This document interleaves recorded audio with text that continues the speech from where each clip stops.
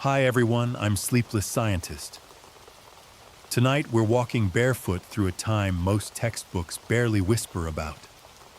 Above your head, mist clings to enormous leaves like dew on silk. You're standing at the edge of a forest that hasn't existed for over 120 million years. The air smells like moss ozone and something faintly sulfuric, something alive. You hear it too, a high-pitched chittering in the distance followed by the sound of something skittering over bark. Not scaly, not quite furry either. Feathered. Welcome to the early Cretaceous, where the rules are still being written in bones and beaks. You're in what would one day become northeastern China, but tonight it's a lush, sticky world of ferns and shallow lakes, alive with creatures you've never seen, some you've maybe dreamed of. You blink up at the canopy, and something flits past. Not a bird, but close. Too close. And just so you're properly warned, you probably won't survive this. I'd love to know where in the world you're listening from and what time it is for you. Let me know in the comments below. I'm always curious where these quiet little science stories are drifting to, and if this video helped you while you were there.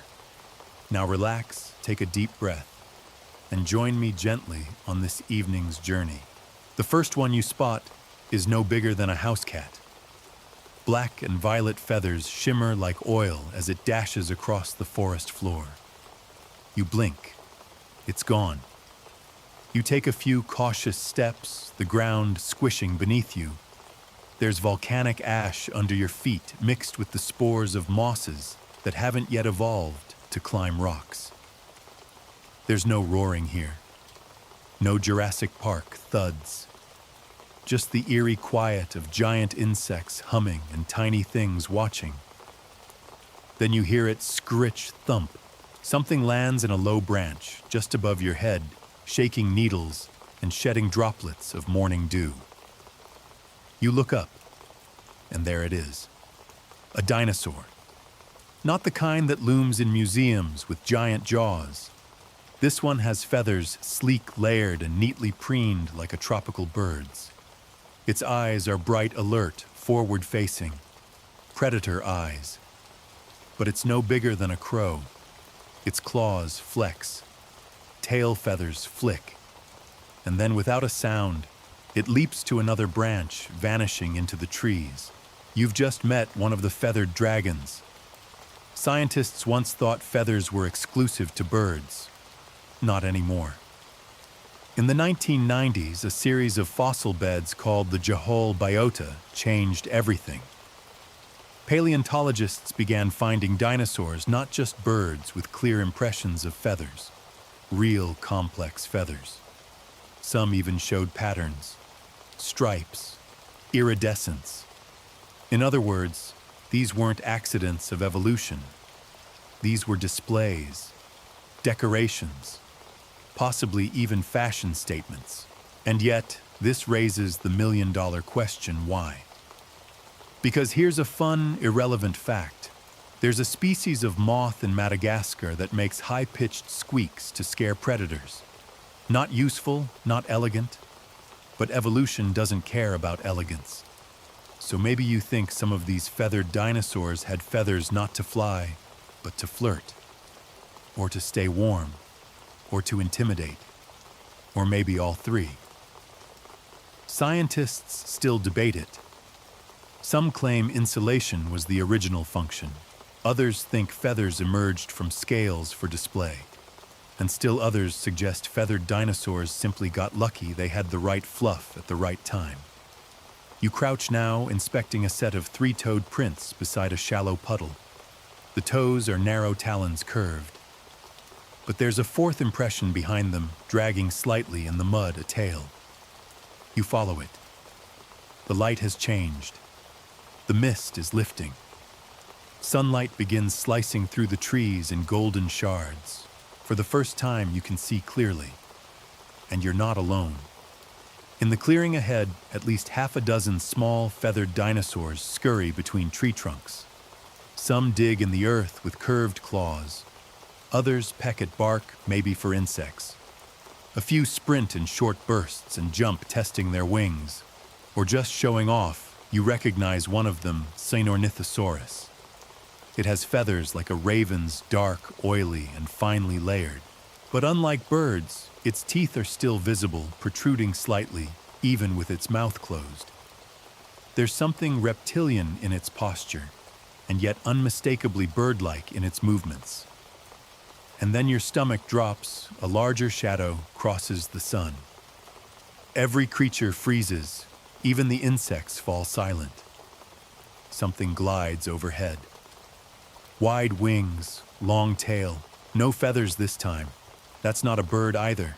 That's a pterosaur, maybe Tapejara, with its flamboyant head crest and sail-like wings. But this one is not your concern. You're still watching the creatures on the ground. Because one of them is watching you back. Its head tilts, eyes narrowing, it steps closer. You don't move. Its feathers puff slightly, instinct, threat, curiosity. You try not to blink, and then for reasons you'll never understand, it chirps, not a roar, a chirp, like a parakeet, and runs off. So much for terror. That's the strangest thing. These so-called dragons weren't terrifying in the way pop culture wants them to be. They were fast, clever, often small, and some of them may have even purred, or hissed, or warbled lullabies to their young. The point is, they weren't monsters. They were just alive. You sit down beside the tree, breath fogging slightly in the prehistoric morning. Around you, the forest stirs. Leaves rustle with unseen wings. Somewhere, a strange call echoes, half whistle, half growl. You close your eyes, and for a moment, you can almost pretend it's a dream, until a feather brushes your shoulder. You jump, but nothing's there. Just one loose violet plume spiraling lazily to the ground. A gift from a dragon. A silent reminder evolution doesn't roar. It rustles, and it's only just begun. You shuffle forward, following the soft whisper of feathers across the forest canopy, where filtered sunlight makes shadows dance like prehistoric ghosts. The ground squishes with wet decay, the air smells ancient and alive. This forest breathes, and not just with trees. You pass a massive fern that could double as a beach umbrella, brushing aside its fronds. Beneath it, the earth gives way to an opening, soft, shaded, humid. You duck through and emerge into a clearing dappled in golden light. All around you tower conifers, ginkgos, and cycads plants that look familiar, but slightly off, like drawings from a child's memory. Then you hear it, the rhythmic click, click, click of mandibles. You freeze. From behind a log, a beetle the size of your hand scuttles out.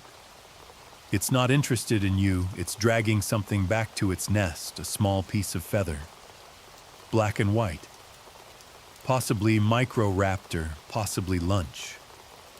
You step over the beetle's trail and notice movement at the tree line. A creature no more than knee-high hops into view. Covered in soft, downy feathers, it looks like a chicken in a superhero costume, sleek body, long feathered tail, and arms with long plumes instead of fingers. It opens its mouth not to chirp, but to yawn. Sharp teeth. You nod. Okay. Not a bird. That's a Gynphingopteryx, and it's just one of dozens of creatures that blur the line between dinosaur and bird. It hops up onto a low branch, flicks its tail for balance, and poofs its feathers in the breeze like it's having a good hair day. You take a step closer, but the creature scurries off. Not far, just deeper into the biome. You follow. Everywhere around you, life hums, buzzes, ticks, scrapes. Insects make up most of the sound. Huge cicada relatives drone in the trees. Ant-like colonies trail along tree trunks in thick columns. Somewhere nearby, something croaks, or growls, or both.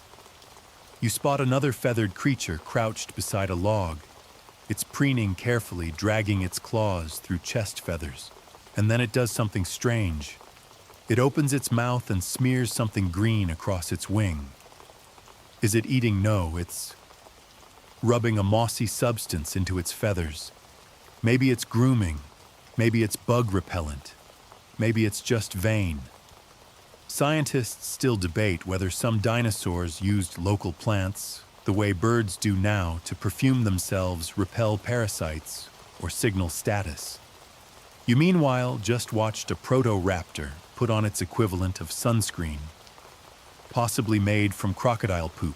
You push past a fallen branch and walk into a shaft of light and stop dead.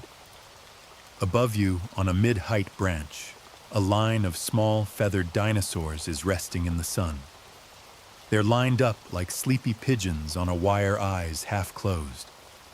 The feathers shimmer like beetle wings, blue, black, gold.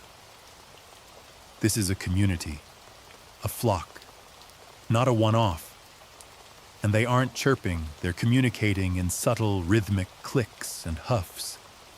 You crouch to observe. In the early Cretaceous, birds hadn't yet taken over the skies. This was a time of evolutionary experimentation. Many species were trying on feathers like costumes, each adapting in odd, specific ways. Some grew display plumes on their tails, others developed long forelimbs with proto-feathers, and a few, like the ones in front of you, were somewhere in between. Not quite ready for flight. Not willing to give up their claws. Feathers, it seems, were a multi-tool before they were a passport to the sky. One of the creatures climbs down the tree using its claws like a parrot. You watch it balance on one foot and scratch its neck like a dog. Evolution is a comedian sometimes. Then it spots you. You freeze. It blinks slowly, leans forward, and plucks something from the bark, maybe an insect. It munches feathers, ruffling slightly in approval. Then, as if bored by your presence, it skitters off. The forest begins to grow louder. A low rumble beneath your feet reminds you that you're standing in a part of the world prone to frequent volcanic activity. That's part of what made this region, modern-day Liaoning province, such a treasure trove of fossil preservation. Volcanic ash fell fast, covered entire ecosystems, and locked them in time. Even feathers, even colors. But in your timeline, the volcano hasn't blown yet. The ground still holds heat, and life flourishes in its shadow. You wander further and find a small stream. Near the bank, a feathered dinosaur with a beak-like snout dips its face into the water, blowing bubbles with its nostrils like a bored duck. It glances up, eyes wide and yellow, and freezes. Then it sneezes. You jump. It shakes off the spray and waddles upstream, possibly embarrassed. So here's a weird but real thing: many early feathered dinosaurs weren't elegant, sleek killers. Some were awkward, sneezy, and prone to comic timing, kind of like you in gym class. You sit on a mossy rock and exhale. Above you, the forest canopy filters the sunlight into soft, dappled green. The air is full of scent and subtle motion. Something glides, something scampers, something poops, probably on you. Feathers drift past like leaves. The dinosaurs here don't roar, they whisper. They hum. They bicker. They molt. They preen. And somewhere in the understory, they plan their next evolutionary stunt. Because this is the part where you realize something simple but overwhelming. You're not looking at birds evolving from dinosaurs. You're looking at dinosaurs already becoming birds. They're halfway through the change, and you just happen to arrive during the weird in-between phase. The air cools a little as the sun begins to dip. Long shadows stretch across the forest floor. A low thrum echoes somewhere far away. Maybe volcanic, maybe just thunder, but the feathered dragons don't flinch. You glance around and notice another creature a bit larger lurking at the edge of the trees. It watches the flock, eyes narrow, claws flex. It doesn't speak, doesn't chirp. It's thinking. Tomorrow you'll meet it properly. But tonight the forest belongs to the feathered ones. A soft breeze lifts a single iridescent feather. It spins like a coin in the fading light, then settles on your knee. You don't brush it off. You wake up to something tickling your ankle. It's a feather, and it's still attached to its owner. You blink groggy. The morning air is thick with dew and the sharp scent of pine sap. A pair of bright golden eyes stares up at you unblinking. The creature is crouched, low tail, lifted claws, flexed, head cocked, like it's weighing whether to pounce or bolt. Its feathers are pitch black with an oil-slick shimmer, purple, green, blue, depending on how the light hits them. You don't move. Neither does it. Then, with a sudden flutter, it launches straight over your head, kicking leaves into your face as it vanishes up a nearby tree trunk. You sit up, coughing and blinking after it. That was a Microraptor. 4 wings. Yes, 4. 1 pair on its arms, 1 pair on its legs. Feathers everywhere, fringed, fanned, and quite literally dripping with evolutionary drama. You glance up just in time to see it clamber onto a branch and crouch tail out, wings spread. Then it jumps. You expect grace. You get chaos. Its wings catch the air for a brief second. It spirals, flaps, wobbles like a paper airplane that's lost its courage. Somehow, miraculously, it lands on another tree claws, digging into bark. Nice, you whisper. 0 points for style, but a perfect landing. Microraptor might be the most extra creature you've met so far. And that's saying something in a forest full of fluffy lizards. It wasn't a flyer in the way birds are. Its flight was probably more like controlled falling, like a flying squirrel trying out cosplay. But scientists still debate exactly how it moved. Did it glide, flap, crash glamorously? The fossil record gives us snapshots, but no choreography. You creep toward the tree and spot 2 more Microraptors above, huddled together. One is picking at the other's feathers like an overbearing sibling. The other is trying very hard to pretend it's not annoyed.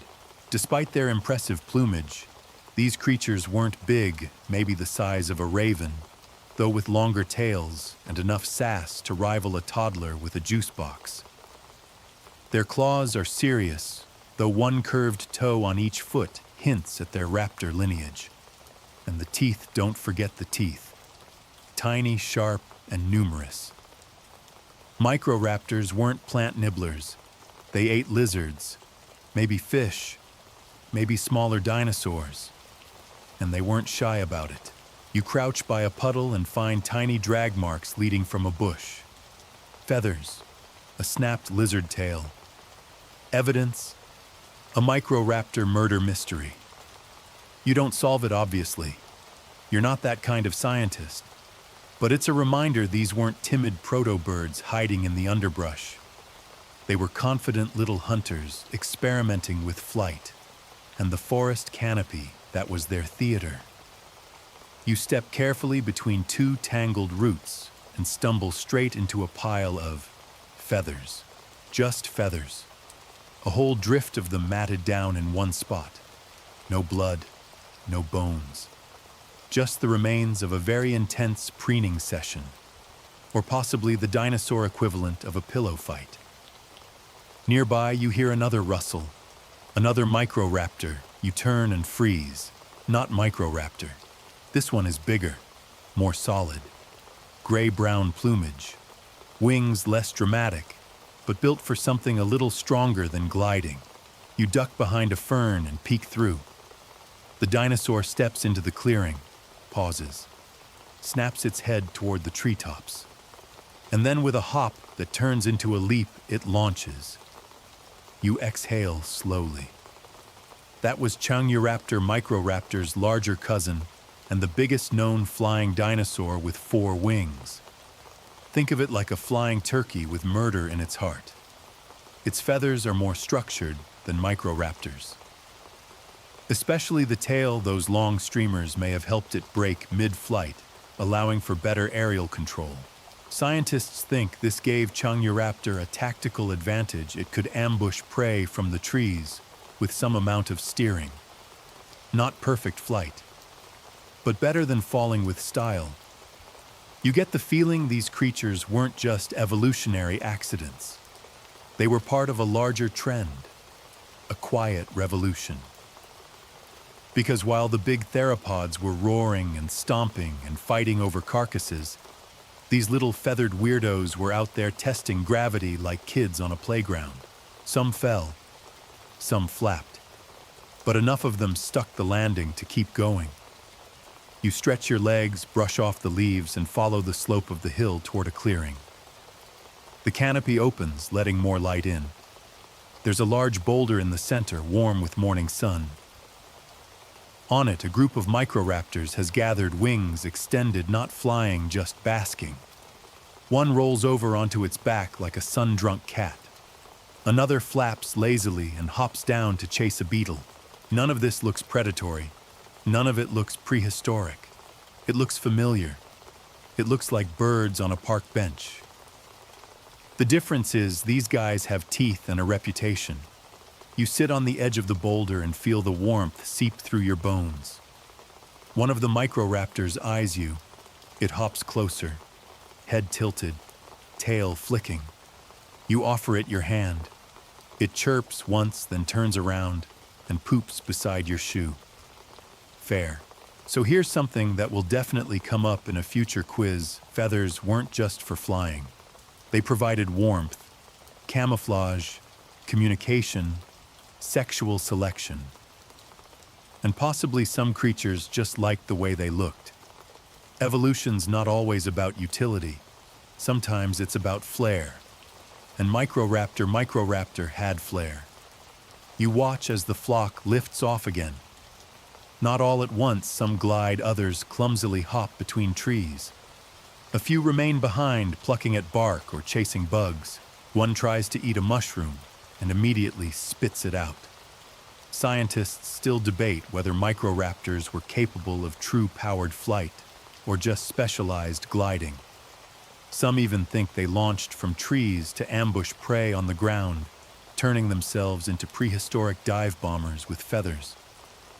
But honestly, watching them like this, it's hard not to think they just enjoyed the air, even if they crashed half the time. The sun climbs higher. The insects get louder, and your head begins to feel heavy. You close your eyes on the warm stone, lulled by the rhythmic flapping above and the distant clicks below. One last chirp, one last feather on the breeze, and then silence. You wake to the smell of warm sap and something faintly burnt like charred cinnamon sticks. The stone beneath you has cooled, but the air still holds that sticky jungle heat. A rustle behind you makes your heart jolt, but it's just a Microraptor nosing through the underbrush, completely uninterested in your existential panic. You sit up, rubbing your eyes, and that's when you see it, something peculiar across the clearing. A cluster of dinosaurs about waist high are gathered in a semicircle around a shallow pit. They're not hunting, not fighting, just fluffing themselves like fashion models backstage at a runway show. And they don't have wings. Not really. You step closer, careful not to startle them. These aren't Microraptors. They're more grounded, a bit stockier, and their feathers are mostly on their arms, tails, and heads. Some are striped, others have colored crests or mohawk-like tufts. You've just stumbled into a group of Catastrophes, and they're here to ruin everything you thought you knew about feathers. These guys are definitely not flying. They have stubby arms with symmetrical feathers useless for lift. They're more peacock than parrot, with little fans of tail feathers and bodies that look suspiciously like an ostrich in a fluffy onesie. So what are they doing with all those feathers? Answer whatever they want. You watch as one Caudipteryx struts around the pit in a slow, deliberate circle. Every few steps it stops, turns sideways, and flares its tail feathers like a living fan. Another circles back, mimicking the move. You swear one of them tries to moonwalk. It's not flight, it's theater. And yes, scientists still debate the origin purpose of feathers, but Caudipteryx is a big part of the mystery. They weren't flyers. They were barely gliders. Yet they had elaborate, complex feathers. Probably not for thermoregulation alone, since they lived in warm environments. So what gives maybe feathers first evolved, not for flying, but for flirting? That's right. You may owe your mourning doves, hawks, and puffins to a long line of prehistoric drama queens who needed to be seen. You crouch behind a fallen log and continue watching the scene. Two Caudipteryx lock eyes. One bobs its head, the other bobs back. A mutual head bob escalates into full-body wiggling. Suddenly, they're both bouncing in place tail fans, flicking tiny arms, waving like they're trying to hail a taxi. You're witnessing a mating ritual, or maybe an audition for the world's earliest interpretive dance. And then, because evolution loves a punchline, one of them sneezes mid-dance and topples over. Feathers poof everywhere. The other Caudipteryx just walks off. No second date. You smile, but then off to the side, movement catches your eye. A larger figure prowls just beyond the trees. Slender, more serious. Less flair, more function. It watches the Caudipteryx with focused interest. You squint. Not a threat, at least not immediately. That's a Dilong, a small tyrannosaurid. Yes, a feathered tyrannosaur. He's early in the evolutionary line, but make no mistake, this is where the kings begin. He's covered in a layer of fine, bristle-like proto-feathers like shaggy peach fuzz. He's not bulky like his famous descendants. He's sleek, twitchy, curious, and he's clearly confused about the peacock dance party happening in front of him. You are too, to be fair. The feathered story of Earth isn't linear.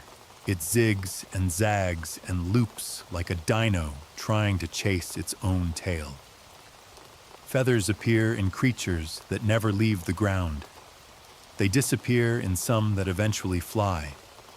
Some dinosaurs develop complex plumage for display.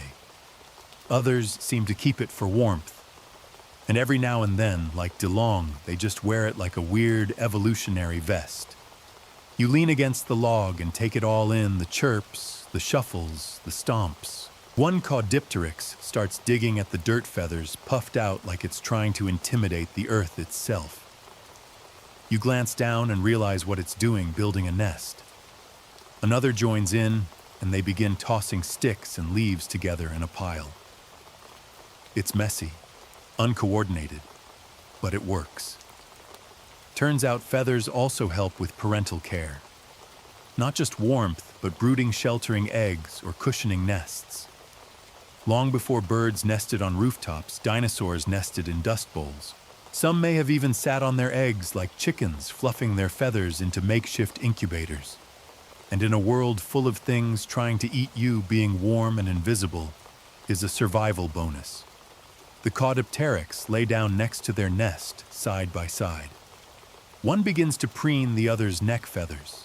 It's gentle, purposeful. So human, it almost hurts. You're starting to see that feathers weren't just some fancy side effect of flight. They were tools, weapons, language, armor, theater, and yes, maybe even love. Just as you're thinking that one Caudipteryx lifts its tail and lets loose an absurdly loud fart before waddling away, feathers bouncing like pom-poms, so you know. Not everything is poetic. The sun climbs higher. The forest opens up to a field where distant tree trunks jut like fossilized ribs. You walk out into the tall grass, watching as the Caudipteryx group disperses. They've left behind feathers in the dirt. One still stuck to a branch, another spinning slowly on the breeze. You pick one up, It's smaller than you expect, lighter, fragile, and somehow it's carried 120 million years on its back to land in your hand. You hold the feather between your fingers. It's tiny, less than the length of your pinky, but unbelievably delicate, like it's made from wisps of ash and memory. You turn it in the light and catch a shimmer of blue-green iridescence, the kind you usually only see on hummingbirds or beetle shells. Then, just as suddenly, a whoosh of wind blows through the trees, and something big glides overhead. You drop to the ground without thinking. Your cheek presses into damp ferns. From the canopy above, a shadow ripples across the undergrowth like a slow-moving wave. You squint up. Not a pterosaur. Not a bird. No. This is Yi-Chi, and it's one of evolution's weirdest stunts. The creature perches noiselessly on a thick branch nearby. It's small, maybe pigeon-sized, but it feels larger. Its wings stretch longer than you'd expect from something that slight. Not feathered in the usual way either. Membranous, like a bat's, but still partly feathered. It fluffs itself out, revealing long, ribbon-like plumes trailing from its head and tail. You blink. Are those decorative, defensive? They make no aerodynamic sense. Then again, Yi-Chi makes no aerodynamic sense at all. Its name literally means strange wing in Mandarin, and it's earned it. This tiny dinosaur had a rod-like bone extending from its wrist, a literal stick sticking sideways to support a bat-like membrane. Not scales, not feathers. Leather. It's like nature handed out wings to birds, but Yi-Chi showed up late and made its own with duct tape and vibes. Scientists still don't fully understand how or if it flew. Some think it glided poorly. Others argue it might have flapped a little. One theory, it just flung itself from trees and prayed for the best. And yet here it is, perched like a creature from a fantasy novel, shimmering with odd beauty, blink slow and watchful. It chirps once. Not a musical chirp, a dry, short click, like tapping two stones together. Another answers deeper in the trees, then another, a drama troupe. You slowly rise and move toward the sound. Through the trees, you spot them more Yi-Chi, a small flock hanging from branches, limbs, awkward wings folded like umbrellas on a windy day. They're gliding short distances between trees, not flying, falling with flair. You hear the rush of air as one launches. It spirals ungracefully, but lands upright. It chirps proudly anyway, head lifted. It knows it looks ridiculous. It doesn't care. These are your weird little aerialists, and they've turned their evolutionary disadvantages into theater. You perch on a log to watch their show. A pair begin posturing, fanning tail streamers, flapping those strange membrane wings like confused moths. One leaps in a circle, another climbs a trunk vertically and backflips off. You almost applaud. They're like kids who've never heard the word physics. Then it clicks, maybe that's the point. Because this forest isn't just full of predators and prey, it's a proving ground, a chaos lab. Every creature is trying something new. Long tails, short arms, strange wings, decorative plumes. They're testing what works, what crashes, and what might just carry them through a million years of survival. Feathers clearly weren't the only path to flight. Yi-Chi didn't get the memo. And honestly, it's thriving. You glance upward again, as one Yi-Chi glides from tree to tree, its shadow fluttering across your face. For a second, the light catches its wing membrane just right, and you see the faintest web of veins beneath the surface. It's not a wing. It's a lantern, a leaf, a prehistoric paper kite. And then it slams into a branch. The others chirp with what you think is laughter. You're starting to realize ancient ecosystems weren't just blood and dominance. They were messy, full of trial and error. Some of the creatures here are graceful, some definitely not. Some glide, some run, some do both badly. You shift on the log and start thinking about the thermals. Warm air rising from the volcano-heated forest floor creates perfect lift zones. You raise your hand. You can feel the air moving, and the Yi-Chi they know. They ride those updrafts like stagehands flying by wire, not always knowing where they'll land, but trusting the air anyway. There's something unexpectedly modern about them. Not their look, but their vibe. Like artists in a world of athletes. They weren't made for dominance. They were made for possibilities. And somehow that feels more honest. Because you don't need perfect wings to defy gravity. Sometimes you just need momentum and a little bit of ego. Then without warning, one glides right over your head, so close you can hear the flap, flap, whump of its wings. It banks sideways and lands on a branch just a few feet away, staring at you like it's sizing up your featherless form. Its beady eyes narrow. It chirps again, louder. Another responds, then another. You stand up, hands raised. Okay, I get it. You're the cool kids. The glider blinks. Then it poops. Right next to your boot. So far, every dinosaur you've met has done that. You're starting to take it personally. As you leave the clearing, you notice something odd. The bark on a few trees has been scratched. Repeatedly. Almost like climbing tracks, but more decorative. Patterns, claw marks, spaced evenly vertically. Were the Yi-Chi performing or just sharpening claws, territory-marking scientists still debate the function of these markings. But some think dinosaurs used visual displays in the trees too, like graffiti made of claws. You run your fingers over one. It's deep. Whatever did this meant it. You step back, looking up, just as the glider troop ascends again, catching a thermal and spiraling toward the light. You watch them go, tiny dancers in a sky made of steam. One last glide, one last click, and they're gone. You're following the sound of squabbles now. Sharp yipping calls layered with trills like angry robins bickering over fashion advice. The forest has shifted, the trees thinner, the underbrush drier, and the light crisper. You're approaching a hot spring, its steamy breath rising in columns and curling into the canopy like the ghost of a volcano. At the edge of the mineral pool, something moves, quick, twitchy. Then another, and another. A pack of Sinosauropteryx.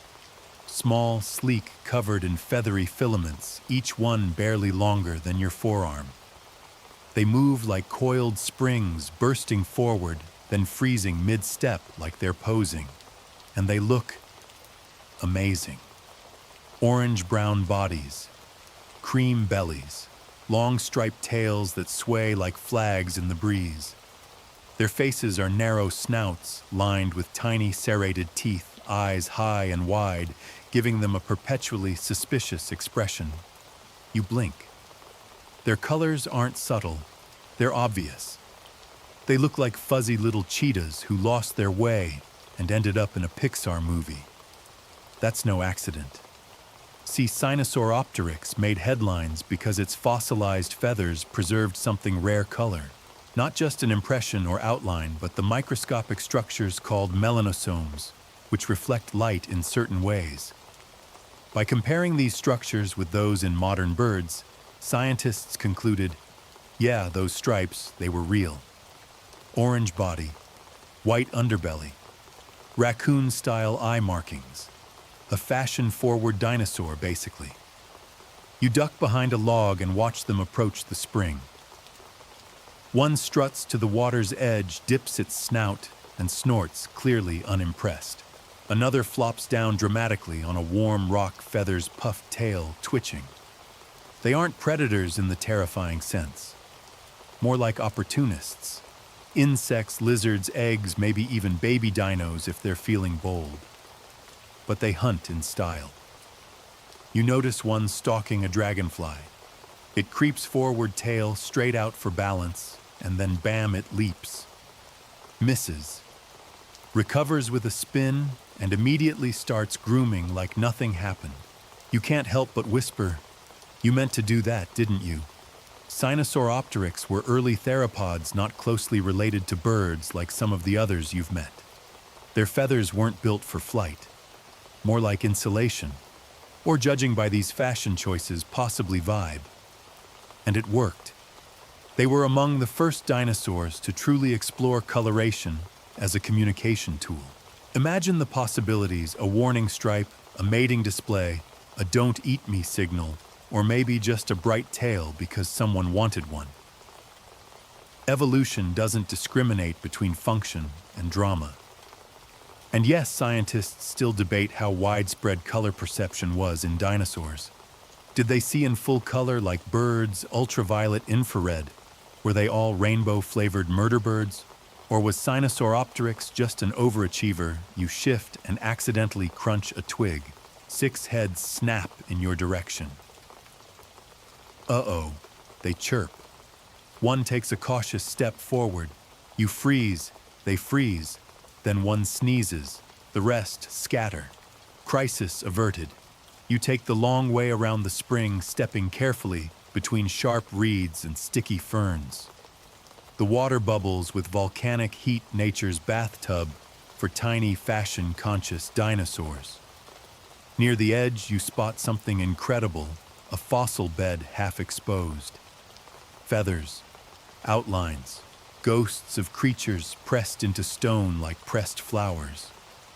The Sinosauropteryx are long gone, but their ancestors remain locked in shale and memory. You crouch beside the slab. The feathers are faint, but real fringed textures along a narrow tail, streaks radiating from a delicate limb. Not just scribbles in stone. These are echoes. This site, known in modern times as the J-Hall Biota, is one of the richest windows into feathered dinosaur evolution. And it's no wonder.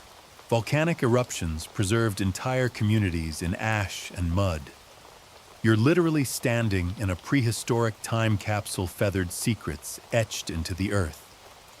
You move along the fossil bed and spot another tail. Stripes again. This one's longer, narrower. Maybe another Sinosauropteryx, or maybe a cousin. Some scientists believe that stripes like these helped with camouflage in patchy light, breaking up the body's outline among shadows and leaves. Others argue they were social signals visible to others in the pack, or rivals, or mates. Either way, you're looking at evolution playing dress-up, trying out patterns, testing light, and these stripes. They worked. You sit down on a rock, letting your eyes follow the water's slow boil. Overhead, a cloud of steam rises into a column of birdsong and insect chirps. A dragonfly lands on your arm, flexes its glassy wings, then zips off like a prehistoric drone. You wonder what it was like to see in those days. Not just survive, but notice. Would you have seen the stripes from a distance, the color change in sunlight? Would you have recognized a threat or a dance move? We often think of ancient Earth as muddy gray-brown, a world of dust and bone. But the truth, it glittered, it shimmered, it glowed. At least where the feathered dragons were concerned. The Sinosauropteryx return after a while cautiously. They resume their business like nothing happened. One lays flat on its belly and wriggles back and forth on the warm rock like a prehistoric pancake. Another starts pecking at its own reflection in the spring water. Yet another spots something in the sky and chirps twice, warning gossip. It doesn't matter. They all vanish again, and you're left with silence, steam, and stripes. You pluck a small feather from the dirt beside you, orange and white, still soft.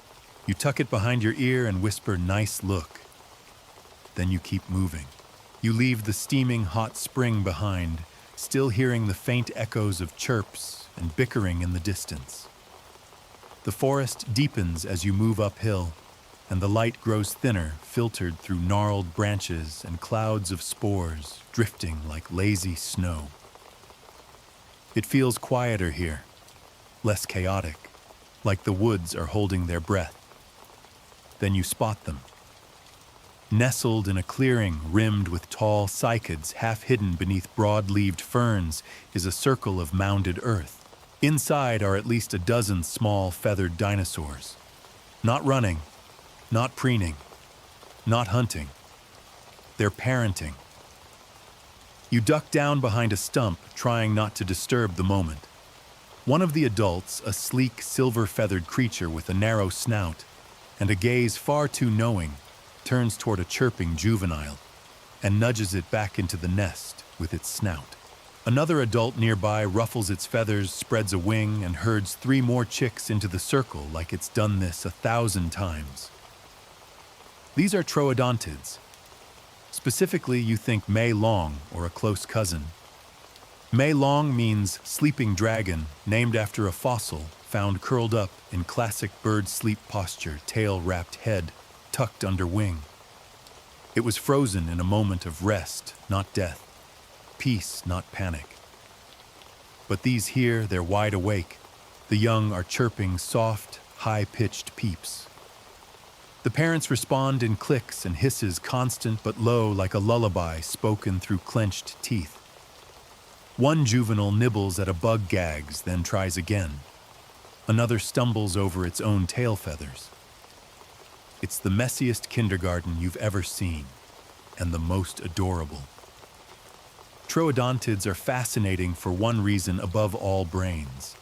Pound for pound, they had some of the largest brain-to-body ratios of any non-avian dinosaur.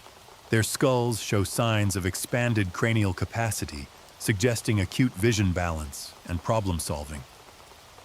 Some scientists believe they were among the smartest dinosaurs to ever live. And here they are playing hide-and-seek with their own children. One adult watches as a juvenile rolls down a slope, chirping wildly. Instead of panicking, the parent walks over and pokes it. Just once. As if to say, "You done," then it sits beside it. You stifle a laugh. It's not just the brains, it's the behavior. Troodontids were likely caring parents.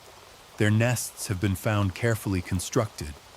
Some adults were fossilized atop eggs, suggesting brooding, and their young hatched with feathers and teeth and attitude. You crawl a little closer and peer into the nest.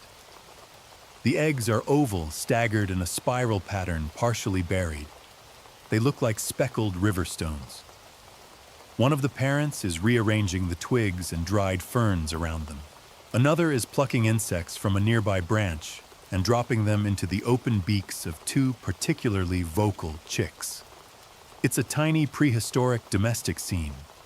And here's your odd fact of the night: a modern bird called the hoatzin smells like manure and has claws on its wings as a chick. It's a living throwback, a noisy, smelly baby dinosaur with a talent for tree climbing.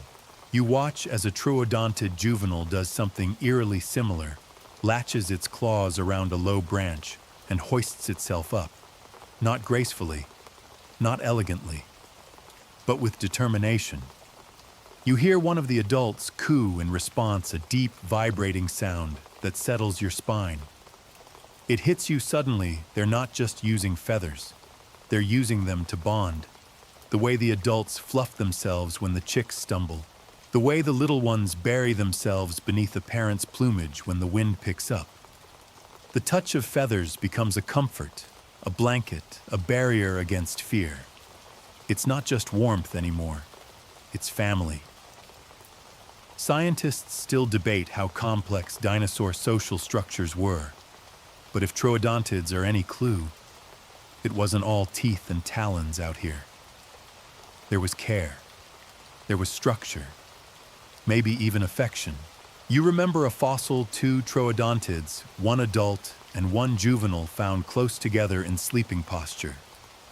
Were they sheltering during a storm, nesting in peace? or just exhausted from the drama of prehistoric parenting, you'll never know. But here watching them now, it feels less like a mystery and more like a memory. The clearing dims as a cloud passes overhead. One of the adults lifts its snout, sensing something. A hush falls over the nest. The chicks freeze, even the wind slows. And then just above you, something rustles. Not a predator, just another parent. A larger troodontid returns with food in its mouth, something pink and wriggly. The chicks erupt in chirps, scrambling over each other to get closer. The adult carefully drops the morsel, nudges one chick forward, then steps back. No frenzy, no fighting, just dinner. You take a deep breath and let the smell of warm earth and fern pollen settle into your chest. This moment is gentle and rare. You're not watching evolution in crisis or combat. You're watching it in lullabies and leftovers. You take one last look at the nest before turning to go. But something stops you. A single downy feather floating slowly toward you. You reach out and catch it midair. It's impossibly soft white at the base, fading into gray at the tip. You whisper, "Thanks, little dragon," and step back into the trees. You hike deeper into the forest, where the ground rises and the trees grow thinner. The canopy breaks open in places, exposing patches of sky dappled with cloud. The air changes cooler, now filled with piney aromas and the faint scent of animal musk. You're in the high woods, and you're being watched. Something rustles overhead, not just leaves, wings. You crouch, pressing into a bed of soft needles. Movement flickers between the trunks, quick shadows that vanish as soon as your eyes catch them. You hold your breath. One heartbeat. Two. Then thwump. A blur of feathers slams into a branch across the clearing. It clings there motionless, except for its tail, which sways slowly side to side like a metronome. It's small, slender, and armed. You're looking at Anchiornis. It shifts its weight on the branch, adjusting its grip. You catch flashes of red crest feathers, a streak of black down its snout, and crisp white wing markings like a prehistoric tuxedo. It looks confident, like a creature that knows it's been genetically optimized for aerial mischief. Anchiornis means near bird, and for good reason. This little ninja is one of the closest known relatives to true birds. It's got long feathered limbs, sharp claws, and the kind of forward-facing eyes that suggest it's always up to something. And today, that something is hunting. You see its gaze lock on a lizard creeping along a nearby trunk. Then it moves. Not a leap, not a fall, a launch. Arms out, legs back, wing feathers splayed. It glides in a silent arc between trees, tucking into a spiral midair before landing with a tiny crunch on bark. The lizard is already gone. Anchiornis hops twice and preens its wing, pretending nothing happened. You exhale, barely realizing you were holding your breath. This isn't brute strength. This is precision. Anchiornis were built for maneuvering through dense foliage, forest assassins with feathers. They didn't soar like eagles. They didn't dive like falcons. They darted like heat-seeking origami, bending the air around them to land the perfect strike. Scientists still debate the extent of Anchiornis's flight capabilities. Some argue it was just a glorified glider. Others think it could manage short bursts of powered flight. But all agree it moved with intent. And now there are more. You spot 3 more Anchiornis flitting through the trees above, gliding from trunk to trunk, calling in short, clipped barks. One hangs upside down for a second, like a feathered bat, then drops into a falling spiral, wings flared dramatically, and catches itself just inches above the forest floor. You watch, completely mesmerized. These are not creatures nervously testing gravity. These are aerial tacticians, and they know they're cool. Here's your fun oddity for the day: Anchiornis had leg feathers, not like fluffy thighs, flight feathers, on their legs. That means when they leapt, they weren't just using their arms and tails, they had 4 lifting surfaces to work with. Imagine a bird crossed with a flying squirrel, crossed with a ninja kite. No wonder they're cocky. You step carefully into the clearing, trying not to crunch any twigs. An Anchiornis notices you, its red crest feathers flick straight up like a punk rock mohawk. It tilts its head, sizing you up. Then, unexpectedly, it barks. Not a growl, not a tweet. A sharp, dry kayak, like someone snapping a stick. Then it flaps its wings twice and glides past your head so close you can feel the air shift. You spin around. Gone. You hear rustling behind you. You whirl. Nothing. Again. This flock is playing with you. You mutter, "Very funny," and immediately hear a chirp that sounds suspiciously like a giggle. It's a reminder that intelligence and mischief often go together. Anchiornis had a large brain relative to its body. It may not have spoken or sung like a modern bird, but its coordination strategy and social interaction suggest something more than instinct, something close to curiosity. You remember reading that one fossil preserved Anchiornis, with its wings outstretched as if mid-flap. That specimen also preserved pigment structures, allowing researchers to reconstruct its actual colors. Not just guesses, not artist renditions, real-life dinosaur fashion. Red crest, black limbs, white feathers with dark spots. It looked like a prehistoric magpie dressed for a dinner party. You hear another kayak behind you, followed by the flutter of feathers, and then a soft plop. You look down. They've dropped something. A beetle, crushed. Guts out. A gift. You're not sure whether to feel honored or vaguely threatened. You smile, crouch, and whisper, "Thanks, I guess." An Anchiornis, perched above you, blinks once, then fluffs its feathers proudly. As you sit in the clearing, you start to notice more the careful spacing of trees for gliding the scratch marks on bark that serve as launch pads, the subtle trails carved into the leaf litter. This isn't just a forest, it's a playground. These creatures didn't evolve in a vacuum. They adapted to each branch, each gust of wind, each patch of light. Feathers weren't optional here. They were passports, parachutes, status symbols, and when used right, they made even small creatures like Anchiornis into masters of the mid-air ambush. You lean back on your elbows and stare at the canopy. One Anchiornis spirals above you, tail feathers spread like a miniature kite. Another dives past, flicking you with a feather as it goes. They're not afraid. They're just showing off. A gust of wind swirls through the high canopy, rattling leaves and sending a blizzard of loose feathers drifting through the trees. You reach out and catch one mid-air, thin, short, and oddly frayed at the tip. It doesn't look like a flight feather. It looks old, worn out, spent. Then another lands on your sleeve, and another. You glance up. It's raining feathers. Not metaphorically, literally. And not in a dramatic, majestic way. It's kind of gross. They're tangled in cobwebs, speckled with dirt. One lands on your lip. You spit it out. You step through the undergrowth, following the flurry to its source, and come upon a strange scene, a cluster of feathered dinosaurs huddled near a tree trunk, twitching, preening, scratching, like they've all just emerged from a particularly traumatic group spa day.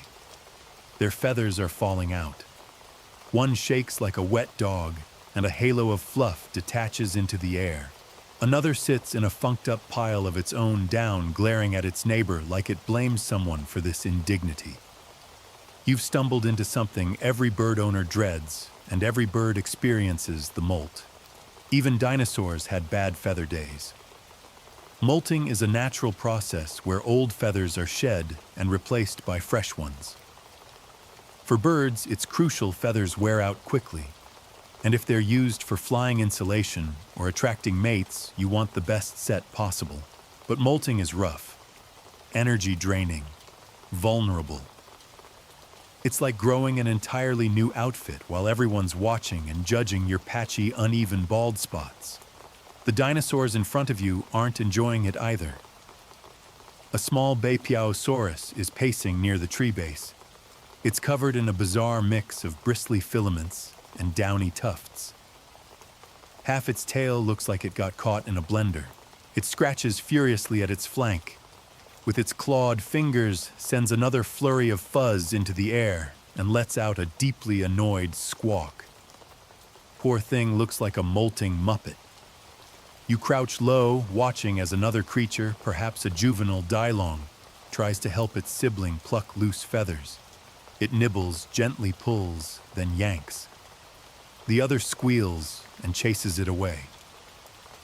Siblings apparently haven't changed much in 120 million years, and then hovering just beyond the group, you spot something weird. It's trapped in tree resin. Not the dinosaurs, just their feathers. You approach the amber-gloss trunk and crouch beside it. Inside, you see them dozens of tiny fraying feathers suspended in golden sap, perfectly preserved. Some are striped, others speckled.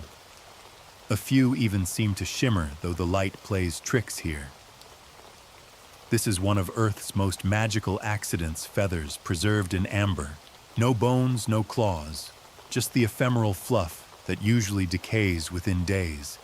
And yet here it is proof that dinosaurs weren't just evolving into birds. They were losing feathers too.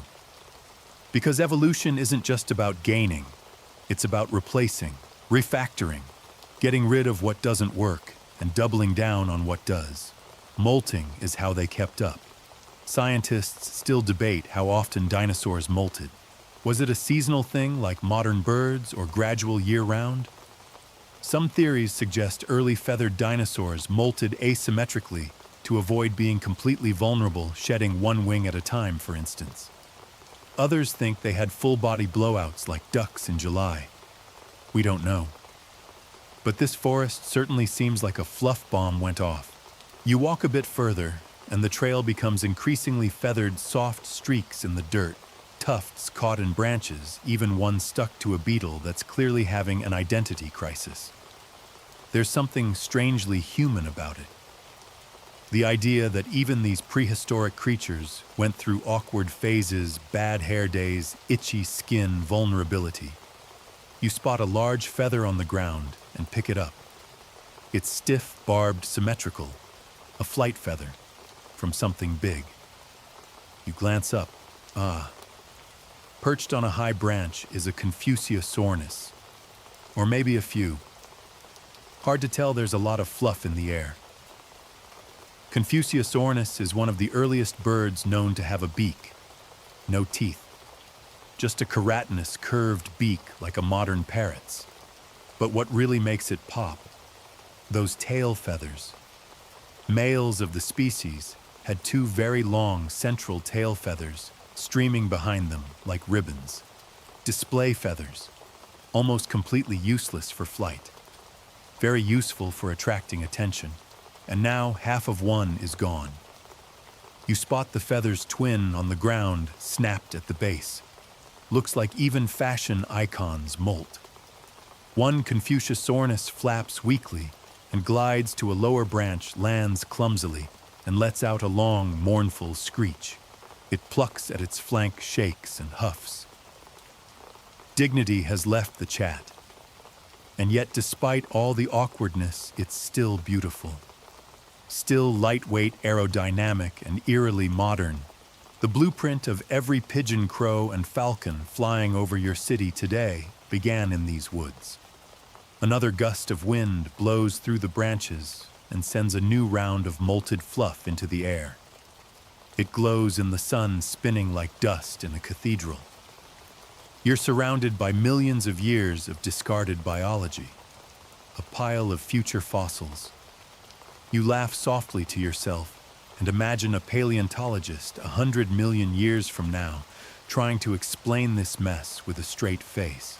Clearly, they'd say the dinosaurs shed feathers in synchronized seasonal rituals of ritualistic expression. Sure, or they just itch. You reach up, touch your own hair, and realize molting isn't so far off from a haircut, just louder and much less stylish. One final Confuciusornis lets out a chirp, lifts off, and glides away into the trees. You watch it go, two tail feathers fluttering behind like trailing scarves. It's halfway between dinosaur and bird, halfway between old and new, and it leaves a single feather drifting in its wake. You catch it without even thinking.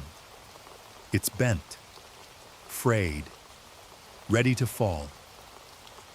But for a moment it shines like gold in the light. The forest changes again. Gone are the neat, preened little creatures with their coordinated stripes and fashionable crests. The trees here are twisted, leaning at odd angles, and the undergrowth is thick and tangled like the forest forgot how to organize itself. It smells damp. Mushrooms swell from the roots like swollen buttons, and fallen logs ooze with moss and rot. You duck under a low-hanging branch and immediately trip over something soft and squishy. Not a log, not dirt. Something sliding. You scramble backward and blink. A dinosaur face down is belly skimming its way down a leafy slope. Its tiny arms are outstretched, its feathered chest flat against the vegetation, and its long tail sticks out stiffly behind like a rudder. It rides the slope like a tobogganer, gliding down on its belly, perfectly balanced. It looks like it's having the time of its life. You stare dumbfounded as it reaches the bottom, gives a little kick with one hind leg, and spins to a stop with dramatic flair. Then it sits up, fluffy, smug, covered in leaf debris, and chirps twice. Another rustle above. Two more of them dive from the bushes and begin sliding down the same way. What on earth? You're watching a behavior that no scientist has officially documented, but somehow makes perfect sense. These are likely dromaeosaurs, small ones, cousins to the famous velociraptor. But this particular bunch, they're belly gliding. Not flying, not running, just sliding for fun. Or maybe for stealth. You step down toward them slow and careful. One of them notices you, stands upright and spreads its arms, yes, arms with feathers fanned out like stubby airplane wings. This little guy could be Sinornithosaurus or maybe Genuine It's hard to say. Either way, its wings aren't for show. Well, okay, they are for show, but they also have a kind of function. And that function, apparently, is leaf surfing. You crouch in the ferns as the dromaeosaurs line up at the top of the slope again. They're clearly juveniles, playful, hyperactive, full of feathers and chaos. One nudges the other, and the second one jumps first, sliding on its chest-tail feathers held stiff for steering. The others follow. It's a feathery parade of friction. One of them wipes out halfway down, tumbles, rolls, lands flat, then cackles. An actual chirping, snorting, squeaky kind of laughter. You tilt your head. You did that on purpose, didn't you? It sneezes and runs off. Here's your scientific fact of the hour. Some smaller dromaeosaurs had asymmetrical flight feathers, a trait associated with aerial control. But their arm bones were often too short for sustained powered flight.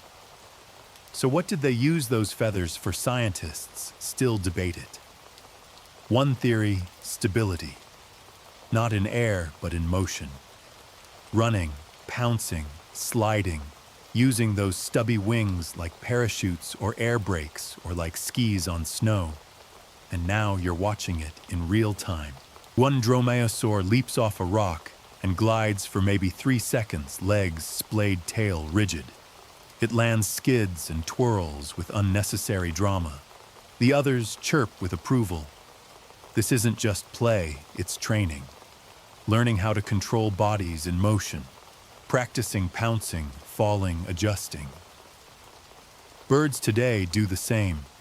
Juvenile hawks play fight.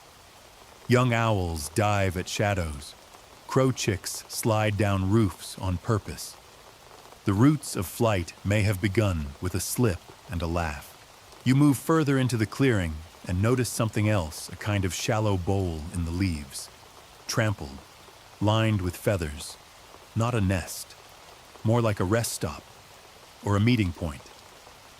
There are claw marks on the bark of nearby trees. Thin gouges made by the hooked toe claws these little raptors are famous for. The sickle claw, the business claw. Except, they're not using it for business right now. One is scratching its belly with it. Another is digging with surprising precision, scooping dirt to expose a nest of insect larvae. It leans in, uses its snout like a spade, and slurps up the wriggling prize. Not exactly the terror of the Cretaceous. And here's your weird fact: some modern birds, like the hoatzin, yes, that funky one again, are terrible at flying. Have clawed wings as chicks and spend their early lives scrambling through trees on foot like baby monkeys. Evolution, as always, prefers improv to planning. One dromaeosaur flaps its arms and leaps into a glide. This one surprisingly graceful and lands inches from your foot. You lock eyes. It tilts its head. You tilt yours. Then without warning, it pecks your boot and runs off with a squeaky scream. Unbelievable. You sit down on a log, defeated, laughing. A half-dozen dromaeosaurs chase each other around a tree. One grabs a stick in its beak. The others follow. They're playing fetch, except nobody's agreed who's supposed to bring it back. They tumble, slide, tussle, then collapse in a warm heap of feathers, limbs, tangled tails draped over each other. And it's here, watching this pile of prehistoric mischief, you realize something simple and strange. Flight didn't start with wings. It started with movement, with curiosity, with that first brave leap from a high branch, that first slippery descent down a mossy hill, that first time some little dinosaur thought, let's see if I can stick the landing. Maybe they fell, maybe they soared, but they tried. And feathers, they were just the best tool for a species learning how to jump into the wind. You brush a feather off your knee and look up at the treetops, where the dragons are already climbing again.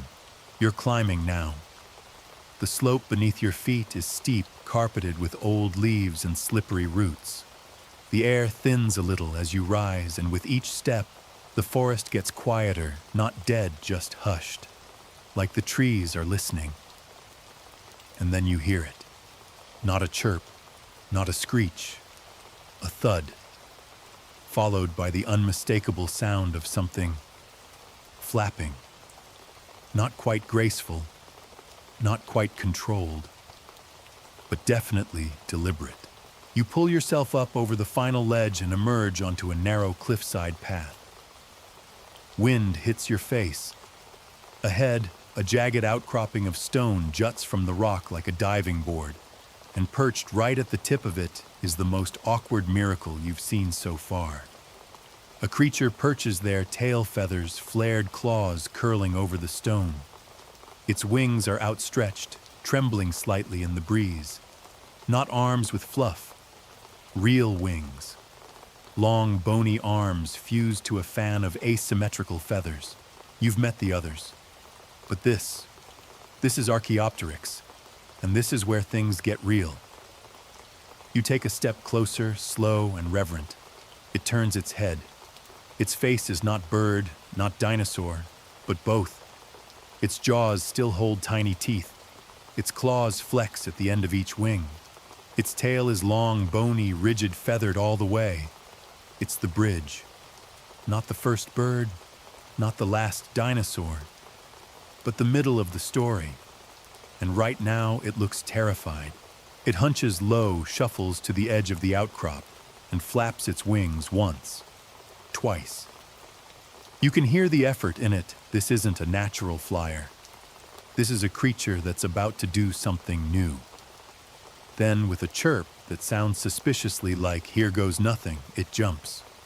You lurch forward, watching it tumble through the air. For a second it flails. One wing lags, then the other catches the air. The tail stiffens, and just like that, it flies. Well, sort of. More like a glorified fall with extra steps. But still, Archaeopteryx pulls it off. It glides banks flaps twice in a panic, and just barely avoids crashing into the side of a tree. It lands crooked on a low branch, panting chest feathers puff. You grin.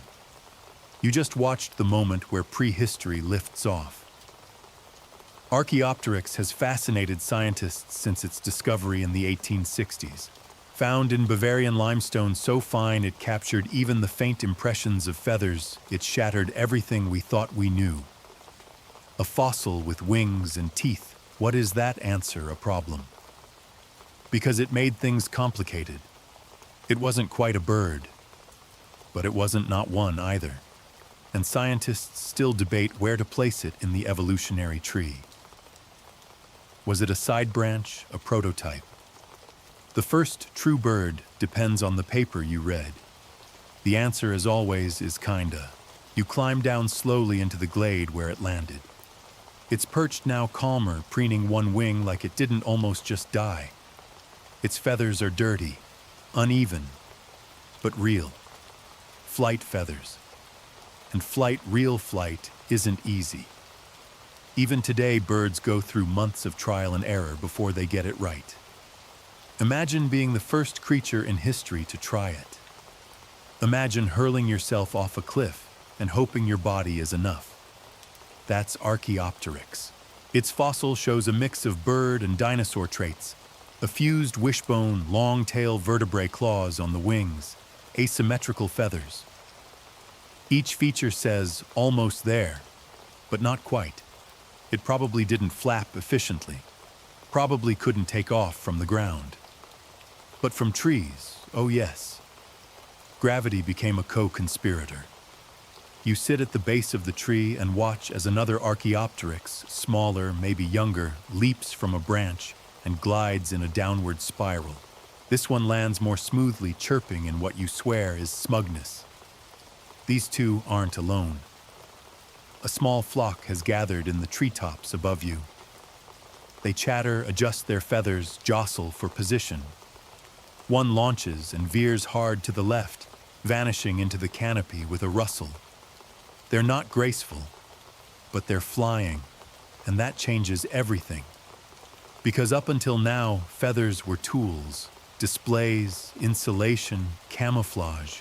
But here on this windy cliff, with the valley yawning below, feathers become a function.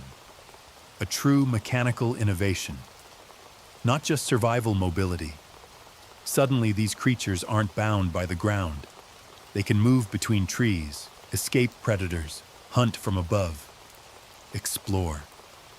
One hops closer to you, head cocked. You notice a tiny mite crawling along its feathers. It pecks it off lazily, then sneezes. Even pioneers get parasites.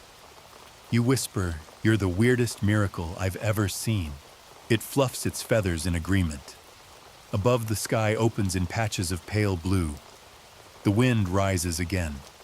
The flock begins shifting, taking positions on branches, stretching wings, testing the breeze.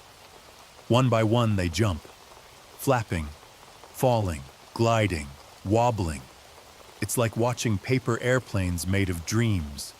Some land hard, others drift far. But all of them are trying. You watch them disappear into the trees below, one after another. Clumsy, messy, brave. And just before the last one goes, it turns to look at you, head tilted, wings halfway spread. It holds the pose a second longer than necessary, then leaps and vanishes into the sky. You descend from the cliffs into a very different world. Gone are the high perches, the dappled canopy, and the delicate flutter of uncertain flyers. Here the air is dry, gritty. The trees are sparse, tough, gnarled, wind-bitten things with bark like cracked stone and leaves that crunch underfoot. The ground is dusty, scattered with scrubby brush and wide patches of open dirt. Welcome to the ancient desert. You wipe your brow, heat rolls off the land in shimmering waves. This isn't the kind of place where feathers are for flair or flirting. This is survival country. But as always, the dragons are still here. You spot them almost immediately, groups of small feathered dinosaurs darting between the rocks and shrubs like wind-up toys. Most are no taller than your knee. Their feathers are lighter, dustier, built more for shade and dust shielding than for show. One dashes into a puff of sand, spins in a tight circle, and begins to stomp both feet like it's summoning a demon. Another darts behind it, does a little shimmy, and kicks up a plume of dust. Within seconds, 5 of them are in a line, stomping, kicking, spinning their tails, flicking wildly. You realize, stunned, you're watching the world's oldest dance party. Well, more accurately, a territorial or mating display. This is likely a group of Shibuya, or perhaps a species from the Alvarez-Sauridae family. Small-bodied, long-legged, and bizarrely adapted. They look like roadrunners crossed with echidnas. Their arms are ridiculously short, but each one ends in a single oversized claw. Not for fighting, but for digging. And that's exactly what one of them is doing now. It crouches low beside a bush and starts scooping furiously with its claw. Dust flies. A lizard darts out. The dinosaur lunges, snatches it in its jaws, and shakes it once before gulping it down. You wince, then nod. Efficient. These little desert dragons evolved to thrive in the arid zones. Long legs for sprinting, hollow bones, feathers that deflect heat, big eyes possibly adapted for low light. In fact, some studies of Shibuya deserti suggest it had exceptional night vision, the kind of retina that screams, "I hunt" when you're asleep. You crouch low, watching the dancers resume their routine. This time it's coordinated too, facing off tails, flared claws, tapping like dueling flamenco performers. It's both ridiculous and riveting. They puff their feathers. One even raises its claw theatrically before retreating backward in what looks suspiciously like a moonwalk. You whisper, "You guys invented TikTok, didn't you?" One freezes, looks at you, and hisses. Fair. Further out on the plain, a different movement catches your eye. A creature is emerging from a burrow, slow, cautious. It's longer, lankier. Its feathers are faded, dusty beige. You barely see them until it moves and the sunlight hits just right. That's not a Shibuya. That's a Mononychus. It has the same single large claw, but its body shape is more streamlined, more purposeful. This is not a performer. This is a professional. You watch as it stalks toward a mound of termite nests. It presses its ear, yes, its ear, to the dirt. Then after a beat, digs like a dog, fast and furious, tossing sand behind it in wild sprays. In less than 10 seconds, it's pulled out an entire termite column and is scarfing them down like prehistoric popcorn. You blink. That claw, not a weapon. It's a spoon, a shovel, a specialized tool. This, you realize, is a new level of evolution. These dinosaurs aren't just making do with feathers. They're adapting every inch of themselves into perfectly tuned instruments for niche survival. And it doesn't stop with bugs. You follow a trail of small footprints to a depression in the sand. There, half hidden under sticks and rock, are 2 eggs, carefully arranged, half covered in downy feathers, and nearby a parent. Eyes closed, breathing slow, brooding. Even in the heat of the desert, these creatures use feathers to shade and insulate their young. Not all life here is brutal. Some of it is incredibly tender. You sit for a while just listening. The wind rustles feathers and kicks up little dust devils. Somewhere nearby, a Protarchaeopteryx chirps, once then scurries off with something pink wriggling in its mouth. One of the dancers from earlier trips over its own tail and falls screeching indignantly. A Mononicus digs. A Shavuya twirls. An egg pulses with heat. And in the dry wind, another feather, dusty, tattered, but intact, tumbles through the air and lands at your feet. You pick it up. It's warm from the sun, almost weightless. And for all its simplicity, you realize what it represents: the ability to adapt, to shift, to change not just what you do, but who you are to meet your world where it stands. Here in the desert, feathers don't mean beauty. They mean survival. You tuck the feather behind your ear and smile. You understand now. The dragons that danced in the heat would one day give rise to birds that sing in cities. And it all started right here with dust feathers and a whole lot of attitude. The sun is starting to dip, stretching shadows, long and golden, across the dusty plain. You climb a gentle slope toward a grove of squat trees, gnarled things with bark like crocodile skin, and sparse leaves rustling faintly in the breeze. The smell here is peculiar, earthy, sweet almost, with a note of something rotten. And then you see it. At first it looks like a rock, then the rock moves. It rises slowly, revealing a round belly covered in pale, fluffy feathers. A curved neck cranes upward, a beakless snout sniffing the air. Two large eyes blink at you, framed by a halo of absurdly delicate facial feathers that resemble wisps of cotton candy. It looks like a goose. A very confused, mildly judgmental goose, except this goose has claws. You've just met an Oviraptorosaur, and it's about to make you question everything. It stands up fully now, revealing a body, both familiar and alien: slender legs, long tail with a feathery fan arms ending in 3 clawed fingers. Its face is all smooth bone and mystery. No teeth, just a solid, parrot-like jaw. It struts forward, eyes locked on you. You don't move. It doesn't blink.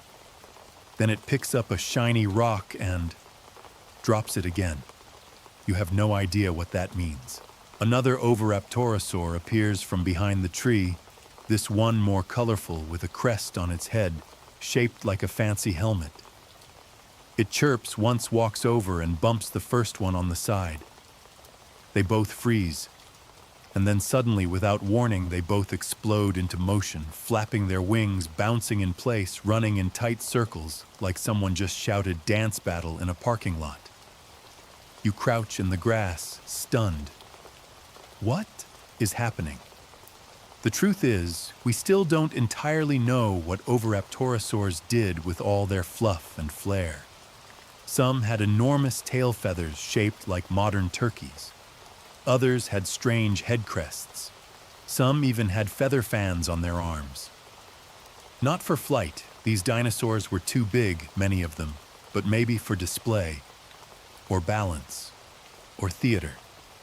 Possibly for love. Because here's a fun fact. One fossil of an oviraptor was found in a very particular pose, curled tightly around a nest of eggs, arms outstretched in a ring of protection, head tucked low. It died guarding its children. That's where the name Oviraptor egg thief turns out to be completely unfair. When first discovered, scientists thought it was raiding a nest. Later, they realized it was protecting its own. Oops. Science corrects itself eventually, but the dinosaur still got stuck with a bad PR name. Now you're watching a pair of these so-called egg thieves do something that looks awfully familiar. They're building a nest. Together. One drags over a stick, the other arranges it. Then they both fluff their feathers and settle in. Another Oviraptorosaur joins them, briefly drops what looks like a clump of moss, then immediately walks off like it had more important things to do. You smile. This is not a solitary predator. This is community, social interaction, maybe even cooperation. Feathers in this case serve a range of functions: insulation for brooding, communication between individuals, and yes, possibly even fashion. One Oviraptorosaur raises its arms and flares out its wing feathers. They shimmer in the lowering sun tips, catching gold and orange. It's gorgeous. Then it sneezes so hard, it falls over backwards. You cover your mouth to avoid laughing out loud. They may be mysterious, but they're not graceful. Here's your quirky bit of science for the night. Some researchers believe Oviraptorosaurs were omnivores, eating plants, insects, eggs, small animals, or even mollusks. Their toothless beaks suggest a diet of variety. One theory even suggests they cracked shells with their powerful jaws, like prehistoric nutcrackers. And yet others argue their beaks were for slicing vegetation.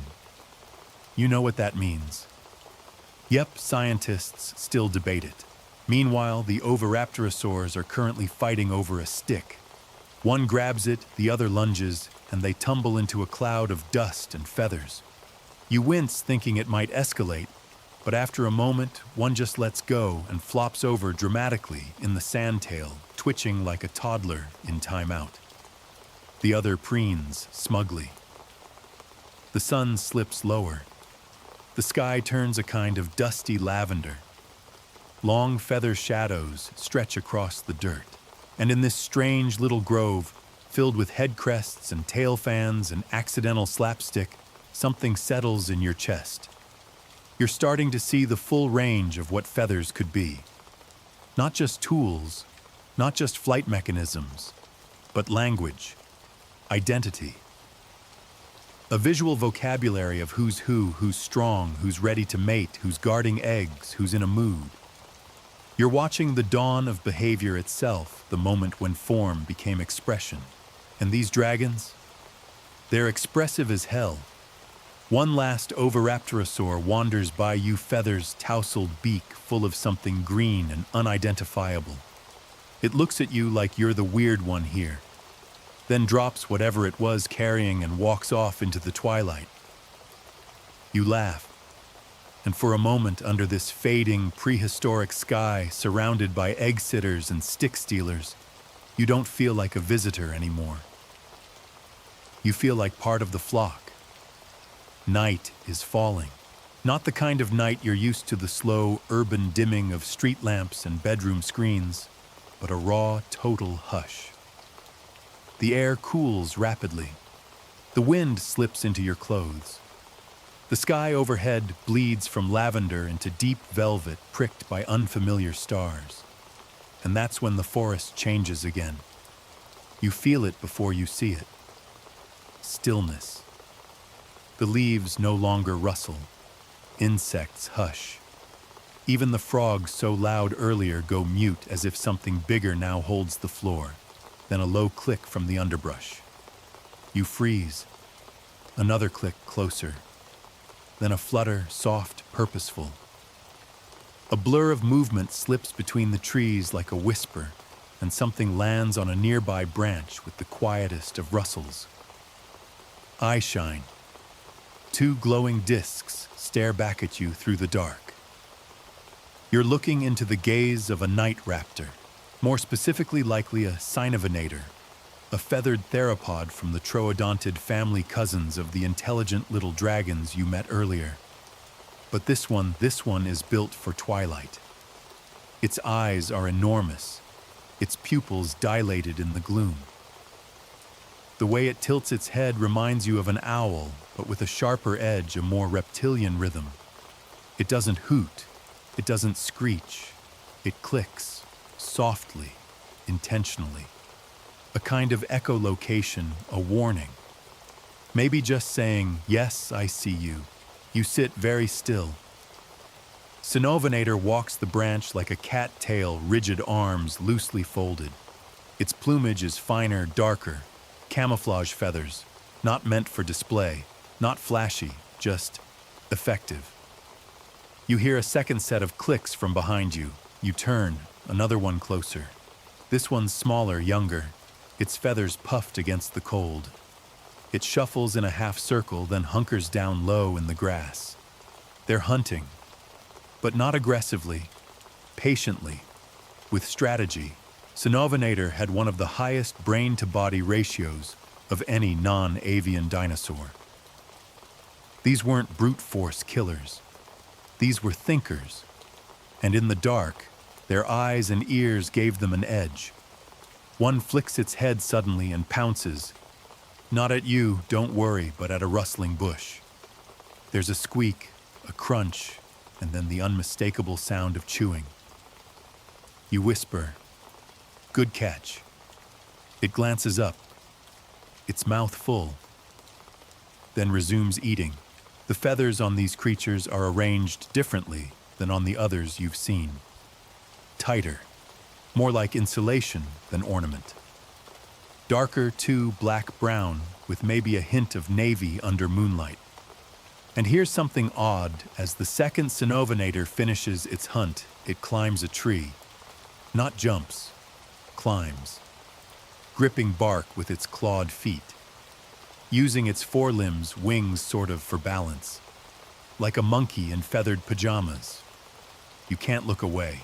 Then comes your odd fact. For the hour, some paleontologists believe troodontids and their cousins had asymmetrical hearing, like owls. One ear higher than the other. It helps them triangulate sound in the dark with frightening precision. So yes, you're being watched from multiple angles. Don't worry, you're not on the menu. Probably. From your perch on a fallen log, you begin to see more movement, subtle, cautious.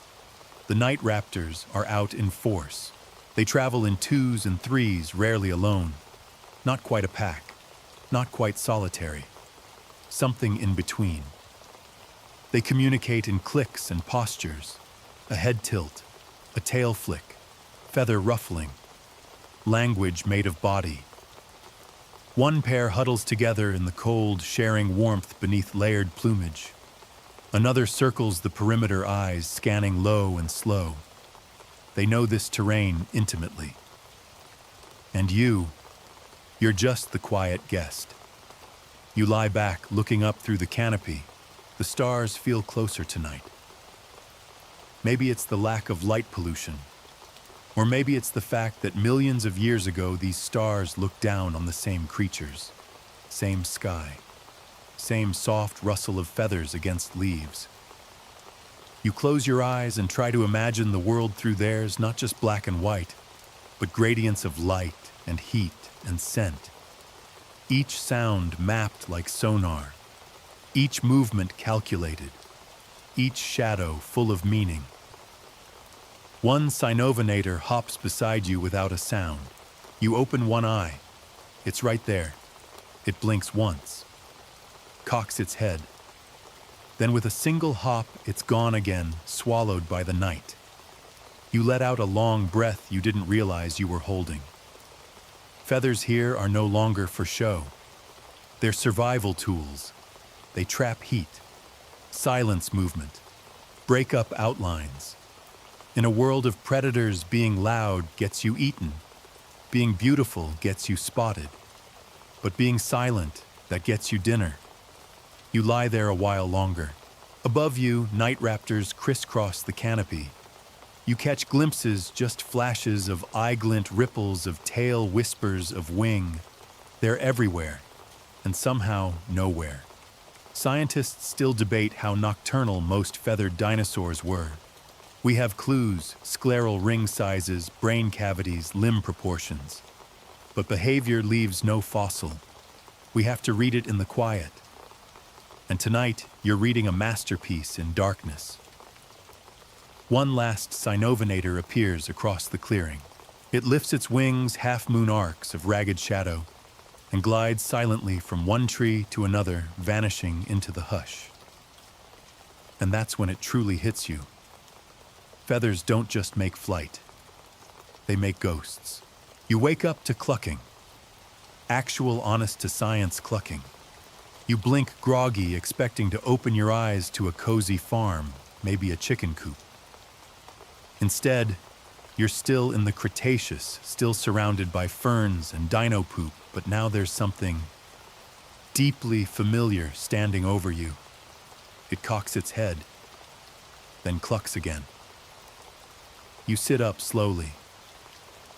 It's small, round, covered in buff-colored feathers with a stubby beak and stubby wings. Its tail is short, its feet clawed, and its eyes sharp in a way that feels both ancient and ridiculous. It's not a chicken, but it's definitely chicken-adjacent. You have just made contact with one of evolution's most confusing inside jokes. This is Galliform's territory, the evolutionary neighborhood that gave rise to chickens, turkeys, pheasants, and other birds that seem more like cartoons than creatures. But in the Cretaceous, their ancestors were still very much dinosaurs, still clawed, still toothed in some cases, still wild. And somehow they've made it this far, acting like this. You watch as your new friend struts around pecking the dirt. It fluffs its feathers. It kicks one leg out in a little stretch like it's about to do yoga. Then it lets out a proud little brr whip and poops right next to your shoe. Thanks. You look around. You're in a clearing now, not quite forest, not quite plain. A transitional zone. Open enough for running. Covered enough for hiding. The perfect setting for evolution to start getting silly. And then you see them. A whole group of these chicken-lizard hybrids pecking dust-bathing chasing bugs and generally looking like they escaped a prehistoric petting zoo. Some have little crests. Others flash colorful neck feathers. One has an absurd tail that looks like a feather duster after a long day. You whisper, "You people survived the asteroid." One of them sneezes in response. And yet, behind all the derpy behavior and goofy posture, there's a powerful truth pecking around this clearing. Chickens are dinosaurs. Not metaphorically, not spiritually, literally. Modern birds are the last living dinosaurs, direct descendants of theropods like the ones you've been following. But it's in these goofy, ground-hugging, flappy little weirdos that the lineage becomes clearest. You watch one flap its wings wildly to hop onto a log no more than half a meter tall. It lands, wobbles, then gives the proudest victory squawk you've ever heard, then falls off, flailing, feathers everywhere. Another clucks disapprovingly and immediately mimics the exact same behavior. Scientists believe that early galliforms and their kin evolved many of the same features we now associate with modern birds: hollow bones, complex vocalizations, parental care, egg-laying, and yes, fluff. But they also retained vestiges of their past claws, on wings small teeth, in beaks longer tails, and an attitude problem. Your odd fact of the day: some chickens today still have a mutation that gives them teeth. Not functional ones, just ghost teeth, remnants buried in embryonic development, like a fossil in reverse. It's called atavism when traits from ancient ancestors re-emerge like software glitches in evolution's code. You imagine holding one of these proto-chickens up to a modern rooster. Same strut, same fluff. One just happens to have claws. One creature near you stretches its wings and flutters into the air. Not far, just a couple meters. It crashes into a bush with a dramatic thwump. The others cheer in their own weird little way. This is how flight stayed. Not through majesty or elegance, through persistence, through tiny hops that became glides that became lift. You see it now, clear as the daylight shining on these absurd, marvelous creatures. Evolution isn't linear. It loops. It trips. It makes a chicken. You sit down in the clearing and one of them hops into your lap. It settles in immediately, like this was expected. You gently stroke its back fingers, running over the smooth contour feathers. It closes its eyes. You can feel its breath. Warm, steady, old. You're touching a dragon. You look at this little being and understand the full weight of it. This is what made it. Through volcanoes, extinctions, shifting continents, predators, ice fire, and asteroid strikes, this line survived. Not the flashiest, not the strongest, but the most adaptable, the most ridiculous. Feathers that once allowed a leap into the air now cushion an egg. Claws that once slashed are now used to scratch the ground for seeds. And the roar of ancient ancestors now softened into a balk. You hold the proto-chicken a little closer. It pecks your chest, then promptly falls asleep. You whisper, "You win." And for the first time in this journey, you don't feel like you're in the past. You feel like you're looking at the present, at the truth of what the dragons became. Not vanished, not extinct, just evolved. A raptor with a beak, a tyrannosaur with fluff, a whisper of ancient thunder in a sleepy cluck. The sky has shifted again, not slowly like a sunset easing into night, but abruptly like someone dimmed the earth itself. You glance up and see the sun veiled behind a gray curtain, thick and unnatural. The air is wrong, heavy, still, and cold. The proto-chicken in your lap shuffles uncomfortably, ruffles its feathers, then hops off and scurries away with a soft trill. The others follow quietly. No clucking, no flapping, just silence. You stand sensing it now in your bones, something's coming. Then you feel it, a low rumble beneath your feet. Not the playful shuffle of a dinosaur, not a storm. Deep, relentless. The ground hums with it. The trees tremble slightly. You steady yourself against a nearby trunk and listen as the forest seems to hold its breath. This is not a moment. This is an ending. And it's not loud. Not yet. It begins with ash. A fine white-gray dust drifting through the air. You brush some from your sleeve, then from your cheek. It keeps coming. Heavier. Thicker. The smell burnt stone and sulfur creeps into your nose. Then from the distant west, a flash. Not thunder. Not lightning. An impact. You don't see the asteroid itself. It's thousands of miles away somewhere over what will one day be Mexico. But you feel it. The earth jerks. The air is punched from the sky. Birds scream from the canopy. Feathers erupt in panicked clouds. You drop to the ground and brace as a shockwave moves like a phantom through the forest. The trees sway. A distant ridge collapses with a grinding roar. And then the world goes quiet again. But now it's different. You look around. The light has changed. Dim, pale, like dusk, but hollow. The feathered dinosaurs around you, some still scuttling, some frozen in place, don't know what's happening. Not really. But they feel it. Like you do. The air is cooler. The insects have vanished. You move through the forest in a daze, passing creatures you've come to recognize, dromaeosaurs, oviraptorosaurs, even a few cynovenators still lurking in the twilight. Some are calling out, but there are no answers. No clicks, no dancers, no songs. Just silence and falling ash. Here's the scientific reality you're walking into: the Cretaceous-Paleogene extinction event. 66 million years ago, a 10-kilometer-wide asteroid slammed into Earth and ended 75% of all life on the planet. Not instantly, not with fire alone, but with what followed. The atmosphere filled with debris. The sun was blocked for months.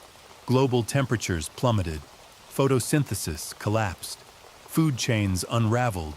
The age of dinosaurs ended not in flame but in famine. You stumble upon a familiar sight, a nest of troodontid eggs. Half are cracked, empty, the others still. No parent.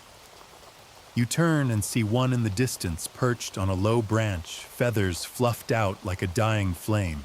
It sees you, makes no sound, just waits. You whisper, "I'm sorry," the trees thin. You push through ferns slick with soot and find yourself at the edge of a once lush clearing. Now it's layered in fine ash. Charcoal gray feathers cling to twigs. A Confucius ornis lies still beside a pond, wings outstretched, body dusted like a sculpture. The pond is mirror flat. No ripples, no insects, no frogs. You sit down beside it. This is the turning point. And yet you hear a chirp. Soft, weak, but real. You turn and see it, a small, sparrow-sized creature hopping through the soot. Beige feathers, stubby beak, bright eyes. It pauses beside your foot, tilts its head, then hops again, disappearing into the underbrush. Alive. You exhale. One of you made it. Many of the feathered dinosaurs you've met, those closest to the ground, the smallest, the ones with diverse diets and nesting behaviors, survived. Not all, not most, but enough. Enough to carry feathers into the next age, into air, into cities, into trees and song and shadow. The big predators fell. The glamorous dancers vanished. But the scrappy ones, the weird ones, the ones who could nest in burrows, eat anything, and keep warm, they adapted. You pick up a fallen feather gray with soot, but intact. This one didn't survive, but its cousin did. And now, millions of years later, we sit at cafes and feed its great-great-great-grandchildren breadcrumbs from paper bags. We name them robins, crows, parrots, chickens. We put them in cartoons. We forget what they were. And sometimes, if we're quiet enough, we remember. You stand alone in the falling ash and whisper a promise to the feathered ghosts. We didn't forget you. You flew through time. The sky doesn't clear for days. Not that you're counting. You wander a world draped in shadow, a Cretaceous twilight that refuses to lift. Sunlight filters through a choking haze, pale and weak, like the memory of a glow. The forest has thinned. The silence has deepened. The ash now lies in drifts, soft as snow, and it muffles your every step. But it's not empty. Not quite. You're crossing a broad, muddy basin flattened by storms, flooded by runoff, when your foot sinks ankle-deep into dark clay. You steady yourself and glance down, and your breath catches. Pressed into the muck in perfect detail is a single feather. Long, fringed, with a central rachis and delicate barbs branching like microscopic trees. A ghost imprinted in earth. Not a drawing, not an artist's guess. The real thing. You kneel down and trace the edge without touching. The feather curves gently at the end, the way it might have on a living wing. Around it, you spot more impressions. A foot here, a tail dragged there, another feather splayed like a fallen leaf. You found a fossil bed, or rather, the moment before it became one. You sit back in the mud, surrounded by the debris of vanished lives, and begin to notice what's around you. Tiny bones cracked and scattered, half of a jaw, a claw print, and everywhere the delicate lace of feathers preserved in negative space. This is the library of lost things, and it is heartbreakingly beautiful. Here's your science fix. Fossilized feathers like these are often found in Lagerstätten, rare sedimentary deposits, where exceptional preservation conditions trap not just bones, but soft tissue skin and, yes, feathers. The Jehol biota in China, Solnhofen limestone in Germany, and even Canadian tar pits have offered us snapshots of creatures as vivid as the day they fell. And it's not just structure, it's color. You squint closer at one feather impression. The patterning looks familiar, striped, banding along the edges. You recall that melanosomes, tiny pigment-containing organelles, can be preserved in fossil feathers. Round ones suggest red or yellow. Rod-shaped ones hint at black or iridescent blue. We've actually reconstructed some ancient dinosaurs' colors this way. The past is no longer black and white. But of course, scientists still debate what these colors meant. Were they camouflage display heat regulation? Could different feather regions signal age, sex, mood? Could they change seasonally? Maybe the red crest meant I'm ready to mate. Maybe the iridescent tail said don't mess with me. Or maybe some dinosaurs wore color for the same reason we do. Because it looked awesome. You find another feather nearby, shorter with a flattened tip, possibly from a tail. It's dark, almost too perfect. You wonder if the creature it belonged to made it, if it tried to escape the sky-darkening doom, if it had a name once lost now in ash and erosion. You wish you could ask it. Then you hear a squelch. You turn to see a creature, small, wide-eyed, lightly feathered, picking through the mud a few meters away. A survivor, not much larger than a pigeon with gangly legs and a stubby face. It picks at the remains of a rotting plant, then trots toward a cluster of reeds. It's alive. Not every creature died that day. Some found ways to adapt, to dig, to wait, to scavenge, to evolve. This one sees you, freezes, then dashes off into the tall grass. You smile, and then spot something even more curious: amber. A chunk of tree resin, dull yellow, fossilized into a sticky jewel embedded in the side of a fallen log. Inside, a feather, suspended in time. You move closer and peer through the golden surface. The feather is small orange with pale striping, its barbs still perfect, preserved down to the microscopic scale, as if frozen mid-flutter. These kinds of finds are precious beyond belief. They tell us not just what dinosaurs looked like, but how they moved. How feathers flexed, curved, separated in air. Some even preserve mites and parasites, little freeloaders hitching rides through history. You reach for it, but stop. This world isn't yours to take from. You walk on, past pools where oily water reflects a darker sky, past logs marked by claw scratches, past stones that were once bones, and everywhere feathers. As you move through the basin, a storm begins to stir on the horizon. Distant lightning flickers, not bright enough to break the gloom. But the wind picks up, and with it a flurry of loosened feathers dances through the air. You pause in the center of it all, letting them brush your cheeks, stick to your clothes. It feels like snow, but warmer. You tilt your head back and let it fall, not as an ending, but as an inheritance.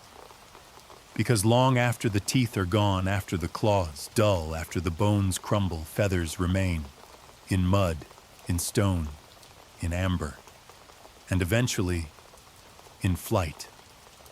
The rain starts softly, not the dramatic thunderclaps you'd expect from a prehistoric storm, but a quiet, persistent drizzle enough to soak your shoulders and turn the ground beneath your feet to cold, sticky clay. The forest around you, stripped by ash and silence, drinks deeply. Ferns unfurl, moss awakens, and somewhere nearby something chirps, a small one, hopeful. You follow the sound. Through the mist, you spot movement, a flicker of feathers, then another. Not the sleek, balanced dancers of before. These creatures are different, uneasy on their feet. Their wings twitch awkwardly. Their proportions are off legs, too long arms, too short tails stunted. You pause. You're not looking at dinosaurs anymore. You're looking at experiments. You found them, the transitional survivors. The ones that didn't perish in the ash, but crawled forward into a new Earth, smaller, hungrier, and full of mutations. One hobbles across a root, its feathers patchy. Another flaps. Once briefly gets airborne, then crashes rolling in a puff of wet leaves.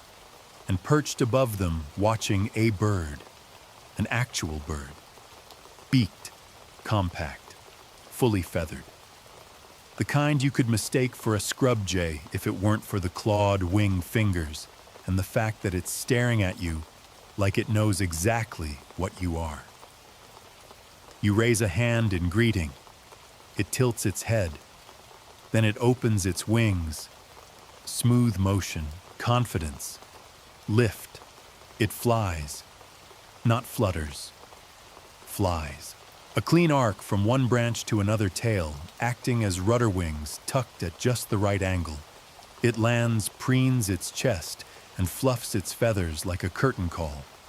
You just watched millions of years of tinkering come to fruition. And behind that performance, a lab. No, not with microscopes, with sunlight storms and survival. Because now you're seeing it, this new generation of creatures isn't trying to hold on to the past. It's remixing it. They're wearing the legacy of the dragons like second-hand jackets, reshaped, refit, feather-trimmed for the Anthropocene runway. And speaking of remixing, you hear it before you see it, the high-pitched peep of a hatchling. Then another, and then a chorus.